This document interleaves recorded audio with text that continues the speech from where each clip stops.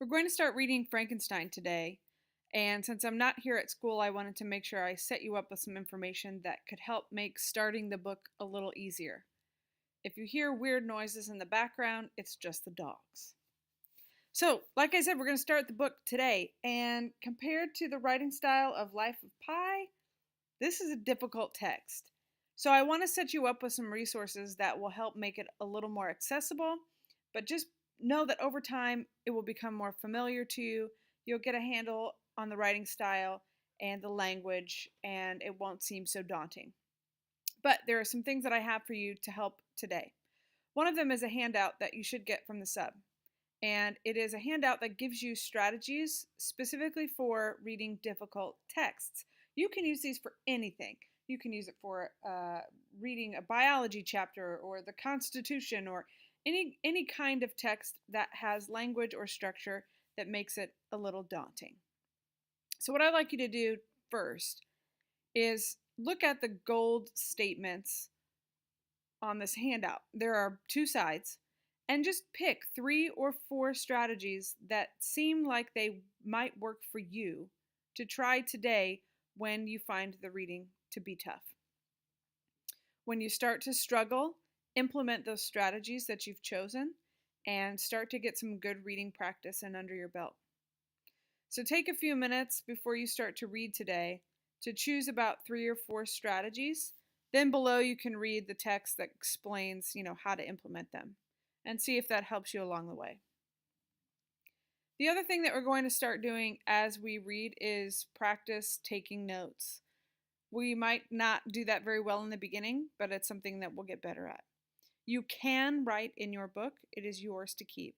You might highlight, you might underline, circle, star, collect things that might be useful to you later when you're writing an argument or building a paper or engaging in discussion. You can also take notes in your notebook. And if you liked using the doodle notes, I will continue to make them for sections of the book. So I have one prepared for you today, specifically for the letters, the opening letters of the novel. And so if those are helpful to you, you're free to use them. You should see that they are designed to cue you into things that you will encounter, whether it's themes or symbols or messages in the opening letters. Also, I'm putting resources in Canvas for you. If you look at the reading and vocabulary resources under our Unit 2 module folder, you'll see that I've dropped a link to the audiobook, and you'll see that I also have a PDF version of the book if you're wanting a bigger font or you just like reading on a screen. This particular PDF has certain vocabulary words highlighted that we will be learning throughout the next few weeks. Okay, now that we've talked about how we're going to read and how we are going to set up notes, I want you to find a place in your notebook where you can begin a page that is specifically to record allusions as we encounter them. And this might end up being like a 3, 4, 5, 10-page section of your notebook. So find a place where you can divvy out some space specifically to collect allusions that appear frequently in literature. What I want you to do is do a quick search, pause this video, do a quick search and look up the phrase, kill an albatross. And I want you to see if you can find out where it comes from and write that down in your notebook and what it tends to mean when it is used in literature.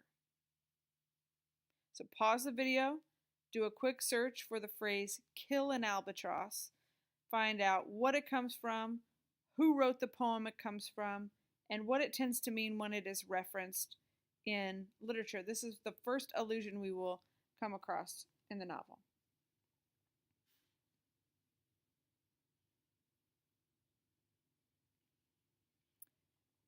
You should have found that the title of the poem that the albatross reference is from is called The Rime of the Ancient Mariner by Samuel Taylor Coleridge.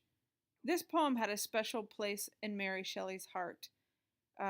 We'll talk a little bit about more of her life when I'm back at school, but she just led a really fascinating life. But something about this particular reference is that Samuel Taylor Coleridge was a friend of Shelley's parents, and he would come over to their house and he would recite poetry. And as a young girl, she was just in awe of him, of his talent, of his use of language. And one evening, he sat in her parlor and he recited the rhyme of the Ancient Mariner. And it was a moment from her childhood that she really clung to and just loved. She loved him, she loved his poetry, and she really loved that poem. So it's pretty significant that it is one of the earliest references in her novel. If you flip through the book, you should see that near the introduction is a quote. And when an author sets up a book with a quote or a paper with a quote, it's called an epigraph. Shelley's epigraph comes from Paradise Lost, and this novel actually will come into play later on in this story. And so she's setting up the novel with this particular quote that says, "Did I request thee, Maker, from my clay to mold me man? Did I solicit thee from darkness to promote me?" You began class today by talking about knowledge and power.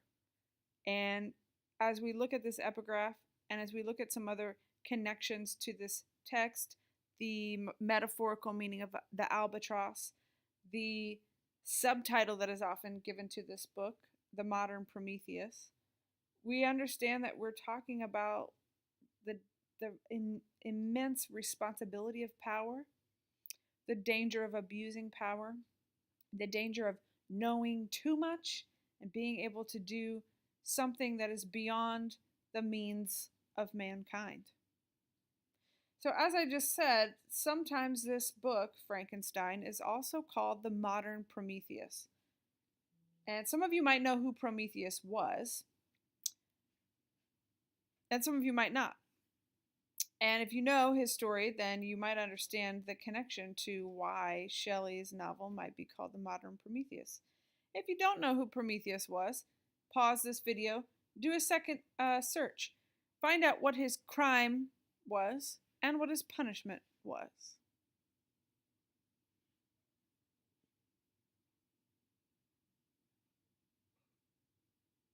Now that you've looked up this information about Prometheus, you're getting a second reference of this kind of responsibility of power and the responsibility of the consequence when that power is abused, or when the power of knowledge is abused. Particularly in the instance of Prometheus and in the instance of this novel, sometimes this abuse of power is called playing God. Now, if you remember from your last video notes, this novel does not begin with Victor Frankenstein's point of view. It begins with the point of view of a man named Robert Walton. The book also ends with his point of view. And Robert Walton is a tertiary character. He's a third-tiered character, but he's not random, and he actually gets to meet our other characters. So as we read the letters, we'll understand how his story segues into Victor Frankenstein's story. So today, I want you to begin reading the letters.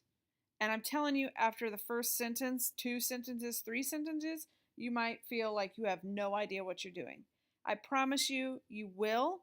If you can kind of wrap your mind around the gist of what is being said, you'll be fine. Use the resources, use strategies to help you read a difficult text. Listen to the audiobook. That will help you get a grasp of the language as you begin the novel.